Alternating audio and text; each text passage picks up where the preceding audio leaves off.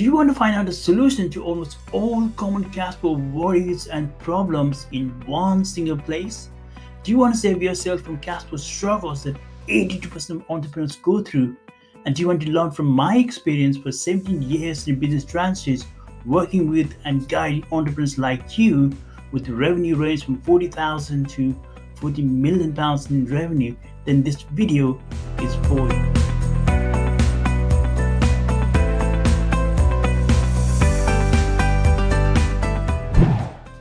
Hi, I'm Shishir. I'm a financial transformation coach for female entrepreneurs who wants to scale the business fast. If you want to solve your cash flow problems and grow your business, then don't forget to subscribe and hit the notification bell right now so that you do not miss out on future new videos. In this video, I'm going to share with you 10 common cash flow questions I've been asked from my clients and my answers to these questions as a financial coach. I know there is a lot to learn in these questions and answers for all entrepreneurs because the clients who have asked these questions run businesses of all sizes and across diverse industries. So let's dive in. How do I get a grip on my cash flow? Soon after I had woken up on a foggy winter morning, I received an email from one of my new clients. The client was doing 4.4 million pounds in annual revenues at that time, and the email subject line scared me. Shishir, where's my cash? It's all gone. I quickly opened and read the rest of the email. This is what he had written inside. How do I get grip on my cash flow? Why does my cash flow does not look like my profit and loss statement? Why are they different? This was not the first time a new client had asked me this question. From the email, I got the sense the client was distraught and fearful that his company might go bust. He was finding it hard to believe how can a business, a company with millions in revenue, could have a negative cash flow. That's why he wrote the email with a scary subject line. So the question he asked, how do I get grip on my cash flow, is one of the most common questions I get asked all the time. And it's because most entrepreneurs do not have control over their cash flow. I'm going to share a reply to these questions and the other questions as well, so stay till the end and you may find solution to your cash flow problems or answers to your cash flow questions.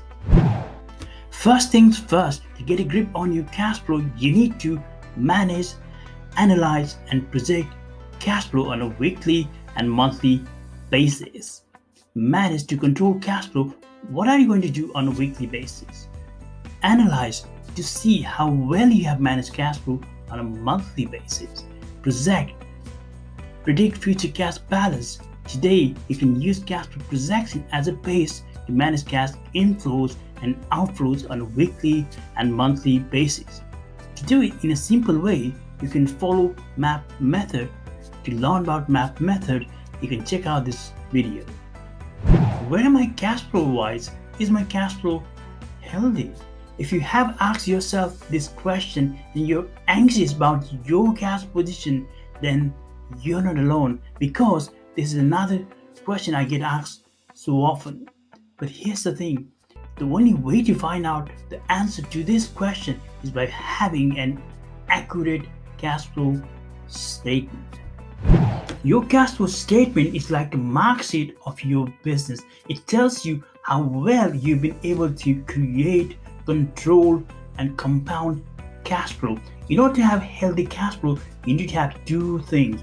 Number one, positive cash flow, which is bigger cash inflows than cash outflows in any given month. And number two, cash flow cushion to cover fixed expenses for the next 3 months if there is no cash coming into the business for whatever reason.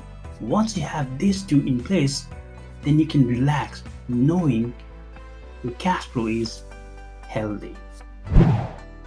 How do you create cash flow when there's none? Lack of sales is a big challenge entrepreneurs face. This leads to no cash inflow or low cash inflow. And so there's a catch-22 when as an entrepreneur, you can't invest in marketing or helping hand to sell more in your business because you don't have extra cash to invest. So what should you do in this situation? Try what I did. I remember starting my business with limited cash flow. So I reached out to my network and sought help from someone who had different skill set than me. We bartered skills. So she didn't pay me and I didn't pay her. We both benefited from the arrangement. So I used my limited resources elsewhere to generate cash flow in my business. What is the difference between cash flow and money, and how do they flow in my business? I don't understand profit and loss and wish someone could make it easy for me. How does money flow in my business, she said. I remember North explaining to me how to take the prescribed medicine, and she said to me, take this medicine BD and take this medicine OD. With a blank look on my face, I asked her, what do you mean BD and OD? And she was so surprised, and she said to me, both times a day and once a day? Now, I'm not being funny here. In my world of finance, this could either mean overdraft or overdrawn. So how am I supposed to know? OD means to take medicine once a day. In the same way, entrepreneur may think money in her business is for her today. But a financial savvy entrepreneur, she knows money in her business and money in her personal bank account are two different things. To understand this difference clearly, you need to understand how cash flows in your business. Money in your business has to go through 5 steps before it reaches your ultimate destination, which is your personal pocket. Let me take you through each of the 5 steps. The first step is when you make the sale and you collect the payments from your customer. Then you pay for suppliers who directly help you to make the sale, and you are left with cash left after cost of fulfillment, which is the second step in the cash flow journey. Then you pay for fixed costs such as rent, salaries, office expenses. Then you are left with cash left after paying for fixed costs, which is the third step in the cash flow journey. Then you pay for business tax, which is a tax on profit.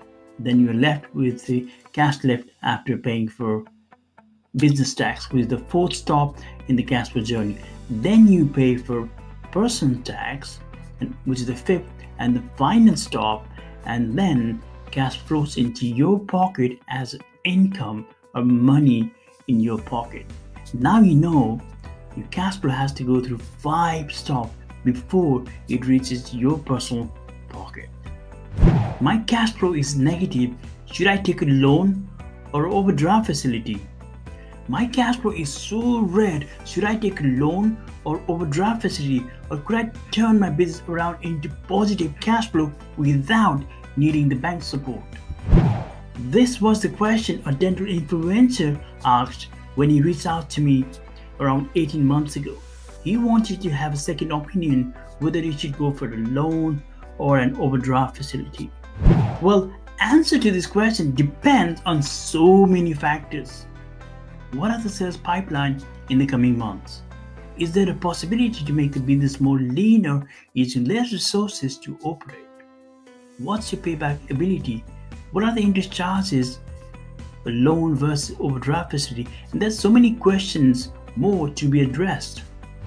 As for the dental business who became a client, we decided not to extend or increase the overdraft facility or even take out the bank loan, which would have been the easier option in the hindsight. It's very glad we did the hard way.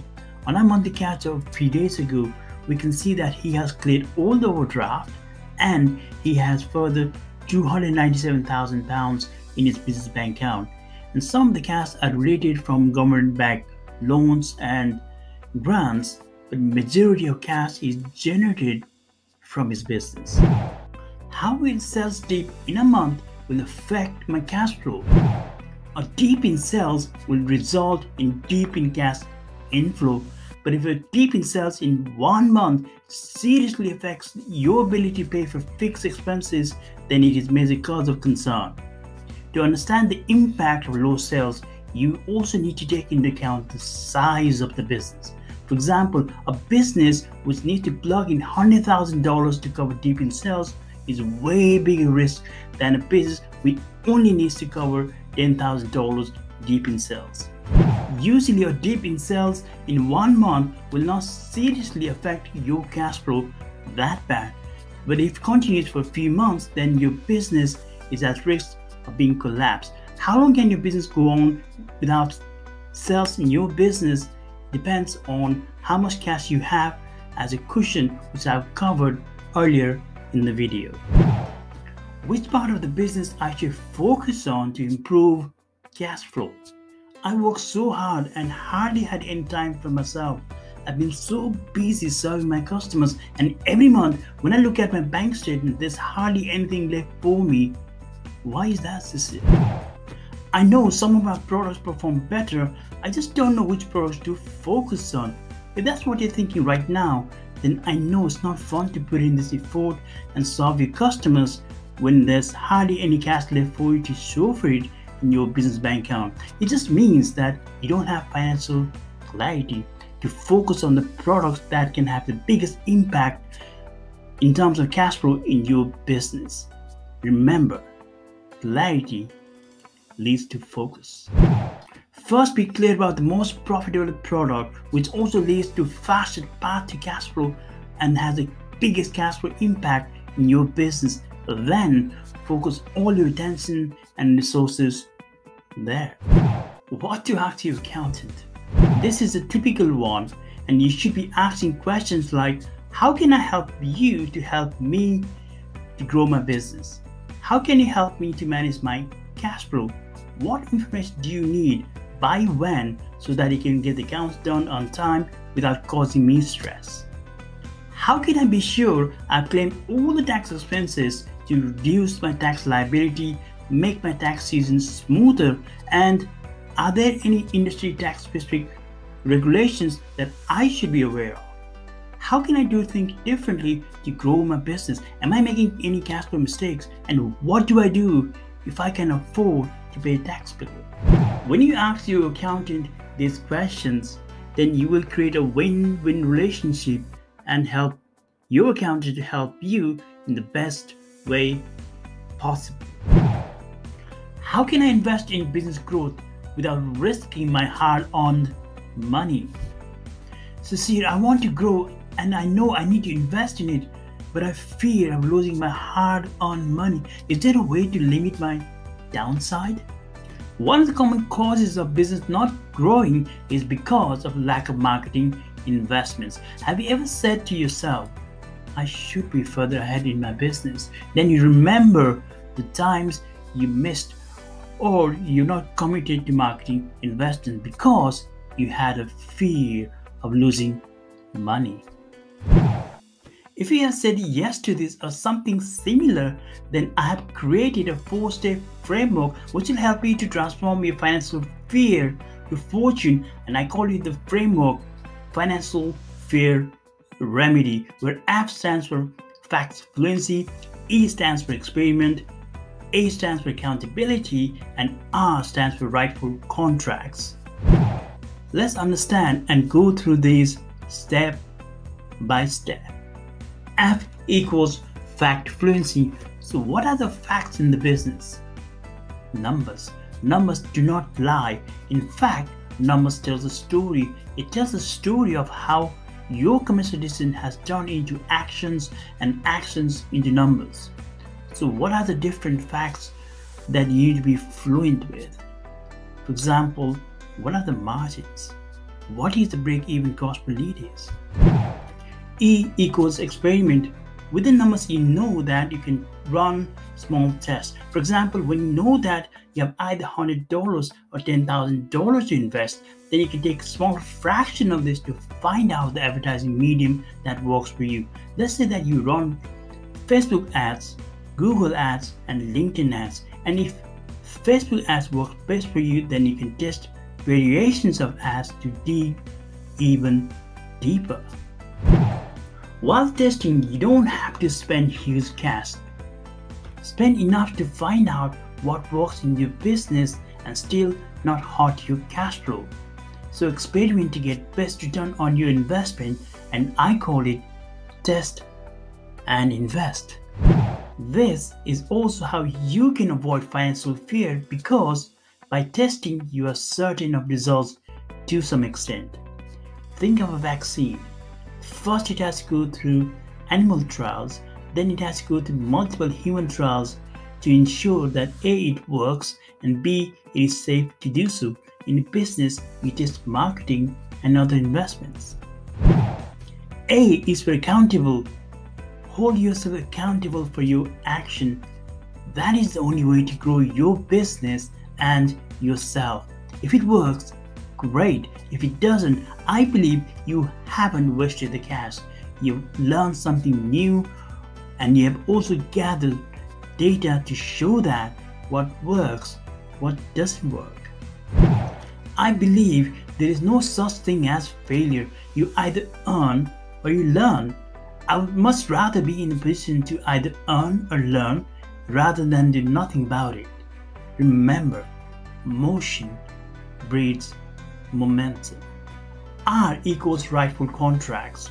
When you're ready to invest in your business growth, then you need to enter into a contract with the other party which states that you invest X and in return you get Y. So there is certainty.